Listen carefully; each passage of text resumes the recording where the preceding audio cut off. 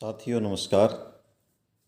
द्वितीय विभक्ति अर्थात कर्म कारक के अध्यापन में मैं आपका हार्दिक स्वागत व अभिनंदन करता हूँ। जो पहला प्रश्न है वो यही है कि जो कर्म है वो क्या होता है। अगर साधारण भाषा में प्यारे बच्चों हम कहें, क्रिया के व्यापार का फल जिस पर पड़ता है उसे कर्म कहते हैं। क्रिया क्या होती है? जहाँ किसी काम का करना या होना पाया जाए।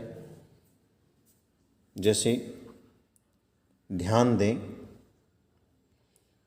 देवः ग्रामम गच्छति। देव ग्रामम गांव में गच्छति जाता है, तो यहाँ पर जो क्रिया है वो गच्छति है, क्योंकि जो गच्छति है, गच्छति का अर्थ होता है जाना। जा कौन रहा है? देव। इसलिए क्रिया का जो करने वाला है वो देव है, ये करता है। अब क्रिया का जो फल है वो कहाँ समाप्त हो रहा है? क्रिया कहाँ समाप्त हो रही है? ग्रामम, गांव को जाता है। तो जो ग्राम है वो कर्म है। क्रिया का जो व्यापार है वो गांव पर पड़ा। क्रिया का जो व्यापार है वो गांव में समाप्त हो जाता है। ऐसा ही जो अवान्तर उदाहरण यदि हम लें, मानो राम फल खाता है, तो जो खाना है वो क्रिया है। खाया किसको जा रहा है? फल को। खाने की जो क्रिया है वो फल तक समाप्त हो जाएगी, तो इसलिए जो फल है वो कर्म है। इसलिए रामः फलम खादति। दूसरा उदाहरण देखें, जनकः पुत्रम पालयति। जो जनक है वो पुत्र का पालन करता है, तो यहाँ पर जो क्रिया है वो पालयति है, पालन करता। अब जो पालयति क्रिया है उसका जो प्रभाव है, उसका जो व्यापार का प्रभाव है वो किस पर पड़ रहा है? पुत्र पर। पाला किसको जा रहा है? पुत्र को। इसलिए पुत्र की जो कर्म संज्ञा हुई, और कर्म संज्ञा होने से द्वितीय विभक्ति का प्रयोग हुआ। जनकः पुत्रम पालयति, क्योंकि पालन करने वाला जनक है, इसलिए जनक करता है, और कर्ता होने से जनक में प्रथम विभक्ति आई। प्यारे बच्चों, कुछ विशेष शब्द हैं जिनके साथ द्वितीय विभक्ति का प्रयोग होता है। आप ध्यानपूर्वक देखिएगा। अनु होता है पीछे। अनु के योग में हम द्वितीय विभक्ति का प्रयोग करते हैं। उदाहरण देखें, वत्सः धेनुम अनुगच्छति। बछड़ा गाय के पीछे जाता है, तो अनुगच्छति क्रिया है, और अनुगमन करने वाला, पीछे जाने वाला जो करता है वो वत्स है, बछड़ा है, इसलिए वत्स में प्रथम विभक्ति है। लेकिन किसके पीछे जाता है? जिसके पीछे जाया जाए वो कौन है? धेनु। तो इसलिए धेनु में धेनुम द्वितीय विभक्ति का प्रावधान हुआ। कत्वा के प्रयोग में भी द्वितीय विभक्ति आती है। किस प्रकार? सह वह पुस्तकम पठित्वा, पुस्तक को पढ़ करके गच्छति जाता है। वह पुस्तक को पढ़ करके, जो पठ धातु है उसे जब हम कत्वा प्रत्यय लगाते हैं तो पठित्वा बनता है। तो पठित्वा से ठीक पहले जो पुस्तक है, पुस्तक को, तो यहाँ पर पुस्तकम में द्वितीय विभक्ति आई। किसके कारण? कत्वा के कारण। तुमुन के अर्थ में भी जो है वो द्वितीय विभक्ति का प्रयोग होता है। कैसे? सह जलम आनेतुम गच्छति, वह जल लाने के लिए जाता है। वह पाठ पढ़ने के लिए आता है, सह पाठम पठितुम आगच्छति। तो यहाँ पर भी तुमुन के योग में भी जो है द्वितीय विभक्ति का प्रयोग हम करते हैं। एक गत्यर्थक वाली जितनी धातुएं हैं, जाना आना, उनके योग में जहाँ जाया जाए वहाँ द्वितीय विभक्ति का प्रयोग होता है। सह वह पुरीम गच्छति, नगरी जाता है। अहम मैं नगरम गच्छामि, नगर में जाता हूँ। तो जो गच्छामि जाने की जो क्रिया है वो नगर में समाप्त हो गई। इसलिए गत्यर्थक वाली धातुओं के साथ जहाँ जाया जाए वहाँ पर द्वितीय विभक्ति का प्रयोग होता है। ध्यान दें, अधि उपसर्ग पूर्वक सींग धातु, स्था धातु और आस धातु। अधि उपसर्ग पूर्वक जो सी धातु अधि से थे, बैठना, अध्यास्ते अधितिष्ठति ठहरना, और अध्यास्ते बैठना। अधि उपसर्ग पूर्वक जो सींग धातु है जिसके ऐसे रूप बनते हैं अधि से ते बैठना, अधितिष्ठति ठहरना, और अध्यास्ते बैठना। इनके योग में जहाँ पर बैठा जाए, जहाँ पर ठहरा जाए, उस जगह पर जो अधिकरण कारक होनी चाहिए थी, जो आधार हो, वहाँ पर द्वितीय भक्ति का प्रयोग होता है। जैसे वानरः शाखाम अधिसेते, वानर है जो वानर है वो शाखाम टहनी पर अधिसेते रहता है। तो शाखा पर, तो यहाँ अधिकरण होना चाहिए था, लेकिन एक सूत्र है अधि सिंह स्थासाम करम, तो इन धातुओं के अधि उपसर्ग पूर्वक सिंह स्था और आस धातु में आधार में द्वितीय भक्ति आती है। जैसे पथिक है धर्मशालाम अधितिष्ठति, जो पथिक है जो राही है वो धर्मशाला में रहता है, तो धर्मशालाम आया नहीं कि धर्मशालायाम, जहाँ पर ठहरा जाए। इसी प्रकार अधि उपसर्ग पूर्वक आस धातु अध्यास्ते, मृगः जो हिरण है वो वने, वन में, पाषाणम अध्यास्ते, पत्थर पर बैठी है, पत्थर पर बैठी है। उभयतय होता है दोनों ओर, और एक उभयतय जैसा होता है अभितय दोनों ओर। इनके योग में जिसके दोनों ओर की बात हो वहाँ पर भी द्वितीय भक्ति का प्रयोग होता है। जैसे मार्गम उभयतः वृक्षः सन्ति, मार्ग के दोनों ओर वृक्ष हैं, तो जिसके दोनों ओर की बात हो, तो यहाँ मार्ग के दोनों ओर की बात थी, तो मार्गम उभयतः वृक्षः सन्ति, द्वितीय भक्ति का प्रयोग हुआ। इसी प्रकार परितः, परितः क्या होता है चारों ओर, जिसके चारों ओर की बात हो। मान लो विद्यालय के चारों ओर है तो विद्यालयम प्रीतः, मान लो मेरे चारों ओर है तो माम प्रीतः, तेरे चारों ओर है तो त्वाम प्रीतः। अब गांव के चारों ओर की बात है तो ग्रामम प्रीतः वनम अस्ति, गांव के चारों ओर वन है।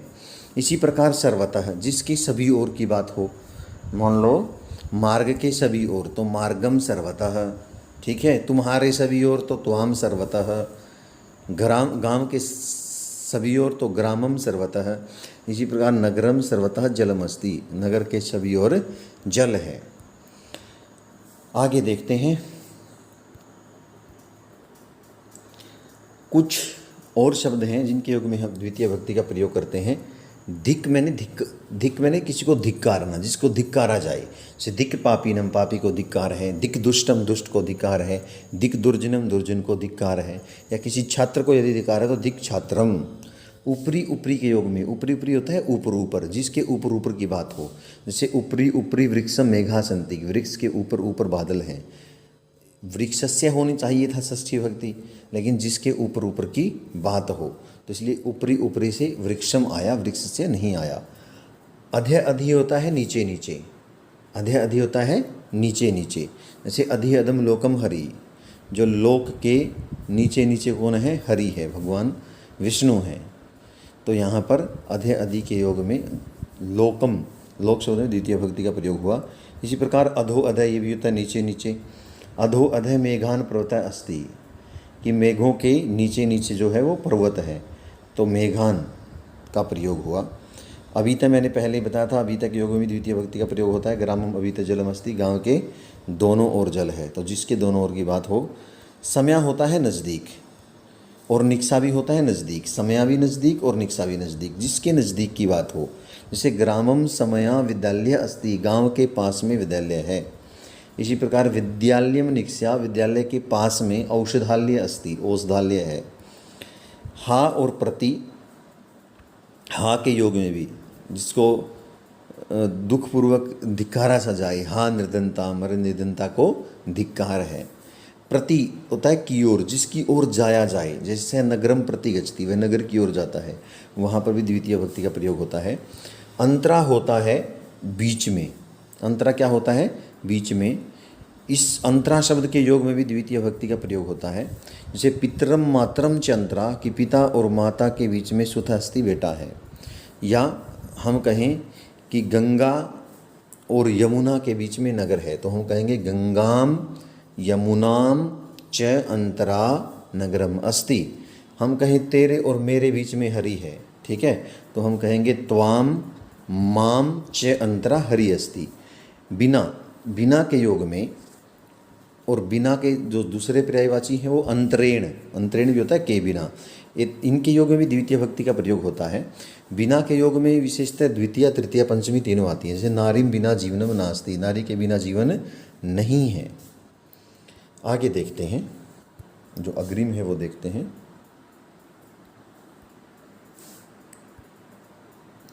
अब कुछ द्विकर्मक धातुएं हैं। द्विकर्मक धातुएं क्या होती है मैं आपको बता देना चाहता हूँ। जिन धातुओं में दो कर्म होते हैं, एक स्वाभाविक कर्म होता है, मान लो यहाँ धातु है दूह, दूह मैंने दोहना, जिसको दोहा जाए, जिसका दोहन किया जा रहा है, वो तो इसका स्वाभाविक कर्म है। मान लो दूध का दोहन किया जा रहा है, तो दूध में तो द्वितीय विभक्ति आए ही आएगी, लेकिन जहाँ पर कोई और कारक होना चाहिए था, जहाँ पर जो अपादान आदि कारक होने चाहिए थे, वो भी इन धातुओं के योग में कर्म बन जाते हैं, जिससे दूहा जाए, जिससे दूहा जाए, अर्थात जो धेनु है जिसे हम दूहेंगे, वो भी कर्म कारक यहाँ पर बनेगी। ध्यान दें, ध्यान देने की बड़ी बात है ये।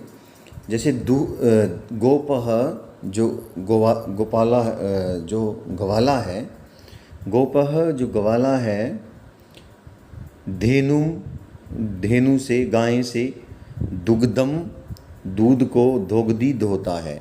तो जो धेनु है वो अपदान कारक होनी चाहिए थी, लेकिन दू धातु के योग में जिससे दूहा जाए वहाँ पर द्वितीय भक्ति आई। याच होता है मांगना, याच होता है मांगना, जिससे मांगा जाए, जिससे हम कोई चीज़ मांगते हैं। याचक जो याचक है वो धनिकम, वो धनी से धनम याचते, धन मांगता है। तो यहाँ पर जो मांगा जा रहा है धन, वो तो स्वाभाविक कर्म है, इसलिए धन आया, लेकिन जिससे मांगा जा रहा है, तो धनी से मांगा जा रहा है, तो यहाँ पर क्या आया, धनिकम ही आया। क्या आया, धनिकम ही यहाँ पर प्रयोग किया। और देखें, मैं फिर से बता रहा हूँ, दूह धातु के योग में जिससे दूहा जाए, जैसे धेनु से दोहने की बात थी, तो धेनु क्या हुआ, द्वितीय भक्ति आई। और दूध को दोया जा रहा है, ये तो कर्म था ही, दो कर्म हो गए, इसलिए द्विकर्मक धातु है। और भी देखें, याच धातु के योग में याच होता है मांगना, याचक जो याचक है, धनिकम धनी से धनम याचते, धन मांगता है, तो धनी से मांगा जा रहा है, इसलिए धनी में यहाँ पर द्वितीय भक्ति का प्रयोग हुआ। पच धातु के योग में पच होता है पकाना, जिससे पकाया जाए, जैसे पाचक है जो रसोईया है, तंडुलान चावलों से, ओदनम भात को पचती पकाता है। तो यहाँ पर जो तंडुल हैं वो साधन है, तंडुलों से भात बना रहा है कोई, तंडुल डाल करके, तो यहाँ पर तंडुलान आया, क्यों, पच धातु के योग में। और जो स्वाभाविक कर्म है वो क्या है, ओदनम है, क्योंकि भात को बनाया जा रहा है, वहाँ तो द्वितीय आनी ही थी, लेकिन तंडुलान में भी आई, पच धातु के योग में। ऐसे ही दंड धातु के योग में, किस धातु के योग में, दंड, दंड मैंने तो दंड देना। भूपति ही स्वामी, भूमि का स्वामी, तस्करम, तस्कर को, चोर को, शतम दंडयति, 100 रुपये का दंड देता है, 100 रुपये का जुर्माना लगाता है। तो यहाँ जो 100 रुपये जुर्माना लगा रहा है, 100 रुपये उसको दंड देता है, 100 रुपये इसके खाते में लिखता है ऋण के रूप में, तो शतम में तो आनी ही थी, लेकिन जिसको दंड दिया जाए, तस्करम, जो संप्रदान का विषय होना चाहिए था, वहाँ पर भी द्वितीय भक्ति का प्रावधान रहा। रुद धातु के योग में रुद होता है रोकना, जहाँ पर किसी को रोका जाए, जैसे गोपा है जो ग्वाला है, धेनुम, धेनु को, वनम अवरुणदी, वन में रोकता है, तो वने होना चाहिए था, वने, वन में, लेकिन जहाँ जिसको रोका जाए वहाँ पर द्वितीय भक्ति का प्रयोग हुआ और क्या आया, वनम आया। प्रच्छ धातु के योग में जिससे पूछा जाए, अध्यापक शिष्यम प्रश्नम पृच्छति, जो अध्यापक है वो शिष्य से प्रश्न को पूछता है, तो यहाँ पर शिष्यम आया, न कि शिष्या ही आया। ऐसे ची धातु के योग में जहाँ से चयन किया जाए, जो रंजना है वो लता से फूलों का चयन करती है, तो यहाँ पर लताम आया, क्योंकि लता से फूल अलग हो रहे थे, यहाँ पर अपादान के कारण जो है पंचमी भक्ति का प्रयोग होना चाहिए था, लेकिन जहाँ से चयन किया जाए वो द्विक्रमक धातु होने के कारण द्वितीय भक्ति का प्रयोग हुआ। ब्रू धातु के योग में जिसको बोला जाए, जो गुरु है वो शिष्यों को धर्म बोलता है, तो शिष्यान आया शिष्यभ्य की जगह, क्योंकि ब्रू धातु के योग में जिसको कहा जाए वो भी कर्म होता है। जी जीतना, वंचक है श्रेष्ठीनम सतम जयति, जो ठग है, जो वो सेठ से 100 रुपये जीतता है, तो श्रेष्ठीनम में द्वितीय भक्ति का प्रयोग हुआ।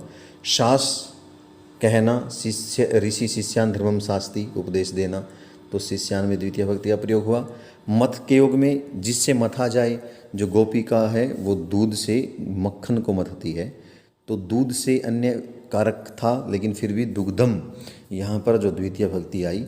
मुष धातु के योग में जिसको चुराया जाए, जो तस्कर है वो धनी से धन चुराता है, तो धनिकम, धनी से हालांकि जो धन है वो अलग हो रहा है, लेकिन मुष धातु के योग में द्वितीय भक्ति आई। नी ले जाना, कृषक धेनु वनम रहती, जो कृषक है वो धेनु को वन में ले जाता है, वन में ले जा रहा है, वने आना चाहिए था लेकिन वनम आया, जहाँ पर ले जाया जाए। ऐसे हृ धातु के योग में हरना, जिसको हरा जाए, जो आरक्षी है वो चोर के वस्त्र हरता है, तो चोरम आया, तो चौरस्य वस्त्रम नहीं आया, तो इसलिए जिसका धन का हरण किया जाए वहाँ पर द्वितीय भक्ति आई।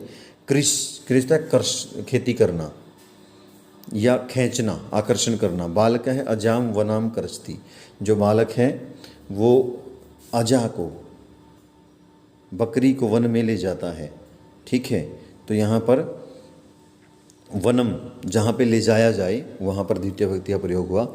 इसी प्रकार वह धातु के योग में सेविका फलानी गृहम वहती, जो सेविका फलों को घर में ले जाती है, तो गृह आना चाहिए था, यहाँ पर गृहम आया। प्यारे बच्चों, आशा है कि आपको जो है ये क्लियर हो गया होगा। यदि फिर भी कोई समस्या हो तो कमेंट अवश्य करें। धन्यवाद।